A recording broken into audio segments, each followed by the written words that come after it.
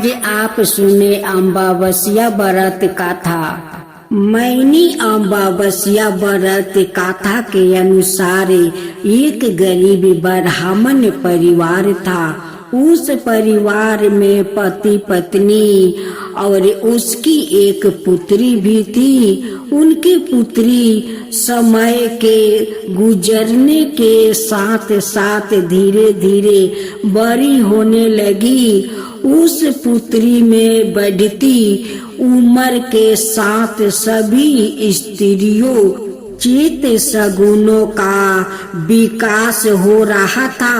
वो कन्या सुंदर, संस्कार वाली और गुणवान थी, परंतु गरीबी होने के कारण उसका विवाह नहीं हो पा रहा था। एक दिन उस ब्राह्मण के घर एक साधु महाराज पधारे। साधु उस कन्या के स्वभाव से अत्यधिक प्रसन्न हुआ। कन्या को लंबी आयु का आशीर्वाद देते हुए साधु ने कहा कि इस कन्या के हाथ में विवाह योग रेखा नहीं है। तब ब्राह्मण दंपति ने साधु से इसका उपाय पूछा। कन्या ऐसा क्या करे कि उसके हाथ में विवाह योग बन जाए? साधु महाराज ने कुछ देर विचार करने के पश्चात अपने अंतरिक्ष में ध्यान करके बताया कि कुछ ही दूरी पर एक गांव में सोना नाम का एक धोबिन महिला अपने बेटा और बहू के साथ रहती है, जो बहुत ही आचार विचारे और संस्कार संपन्न था। पति परायण है। यदि यह सुकन्या उस धोबिन की सेवा करे और वो महिला इसकी शादी में अपने मांग का सिंदूर लगा दे और उसके बाद इस कन्या का विवाह हो जाए तो इस कन्या का विधवा योग मिट सकता है। साधु ने यह भी बताया कि वो महिला कहीं बाहर आती जाती नहीं है। यह बात सुनकर ब्राह्मणी ने अपनी बेटी से धोबिन की सेवा करने का प्रस्ताव रखा। अगले दिन से ही कन्या प्रात काल ही उठकर सोना धोबी के घर जाकर साफ सफाइया और अन्य सारे कार्य करके अपने घर आपस आने लगी। एक दिन सोना धोबी ने अपनी बहू से पूछती है कि तुम तो सुबह ही उठकर सारे काम कर लेती हो और पता भी नहीं चलता।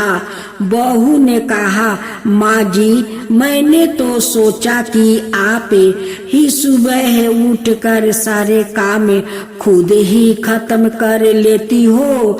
मैं तो देर से उठती हूँ। यह सब जानकर दोनों सास बहू घर की निगरानी करने लगी कि कौन है जो सुबह ही घर का सारा काम करके चला जाता है। कई दिनों के बाद धोबिन ने देखा कि एक कन्या मुंह ढके अंधेरे में घर में आती है और सारे काम करने के बाद चली जाती है। जब वो जाने लगी तो सोना धोबिन उसके पैरों पर गिर पड़ी। पूछने लगी कि आप कौन है और इस तरह छुप कर मेरा घर की सारी काम क्यों करती हो? तब कन्या ने साधु द्वार कही गई सारी बात बताई। सोना धोबिन पति परायण थी, अंत उसमें तेज था। वो तैयार हो गई। सोना धोबिन के पति थोड़ा अस्वस्थ थे। उसने अपनी बहू से अपने लौटने आने तक घर पर ही रहने को कहा। सोना धोबिन ने जैसे ही अपने मांग का सिंदूर उस कन्या की मांग में लगाया, सोना धोबिन का पति मर गया। उसे इस बात का पता चल गया। वो घर से निराजल ही चली थी, यह सोचकर कि रास्ते में कहीं पीपल का पेड़ मिलेगा तो उसमें भंवरी देख कर और उसकी परिक्रमा करके ही जल ग्रहण करूंगी। उस दिन मैनी अमावस्या थी।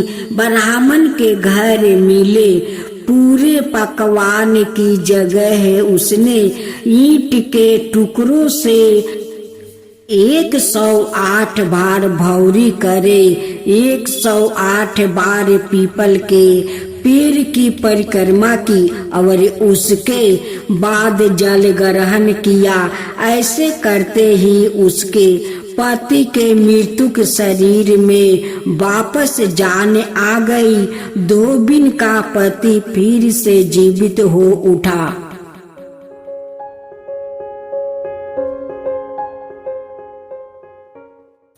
पंडित इंद्रमणि धनसयाल बताते हैं कि एक दारुक नाम का असुर था। दारुक ने कई वर्षों तक तपस्या करके वर्मा जी को प्रसन्न किया था। वर्मा जी ने प्रसन्न होकर दारुक को मन चाहा वरदान दिया। वर्मा जी द्वार वरदान मिलने पर दारुक देवों और ब्राह्मणों को अत्याचार करने लगा। उसके बाद दारुक ने सभी धर्मी के अनुष्ठान, हवन इत्यादि कार्य बंद करवा दिया और स्वर्ग पर भी अपना अधिकार जमा लिया। तब सभी देवता एकत्र होकर ब्रह्मा और विष्णु जी के पास गए और दारुक के द्वार किए गए कृत्यों के बारे में बताया। तब ब्रह्मा जी ने देवताओं से कहा कि दारुक का अंत केवल एक स्त्री ही कर सकती है, अर्थात दारुक एक स्त्री के हाथों ही पराजित हो सकती है। तब सभी देवताओं ब्रह्मा जी और विष्णु के साथ स्त्री रूप में प्रकट हुए और दारुक से युद्ध करने के लिए गए। लेकिन दारुक ब्रह्मा जी के द्वारा दिए गए वरदान के कारण अत्यंत बलशाली हो गया था, इसलिए उसने सभी देवताओं को पराजित कर दिया। उसके बाद सभी देवताओं ब्रह्मा जी और विष्णु के साथ शिव जी के पास गए और असुर दारुक के बारे में शिव जी को बताया। महादेव ने पार्वती की तरफ इशारा किया। पार्वती ने अपने एक अंश को शिव जी के शरीर में आधाय तारीख से प्रवेश करवाया। माता पार्वती के वो अंश भगवान शिव के गले में मौजूद विष से अपना आकार धारण करने लगा। भगवान शिव के गले में विष होने के कारण उस अंश ने काले रंग के वर्ण में परिवर्तित होना शुरू कर दिया। उसके बाद भगवान शिव ने उस अंश को अपने शरीर में महसूस करके अपना तीसरा नेत्र खोला। उनके नेत्रा खोलने से एक काले वर्ण की स्त्री काली माता के रूप में प्रकट हुई। काली माता के माथे पर भी तीसरा नेत्रा था।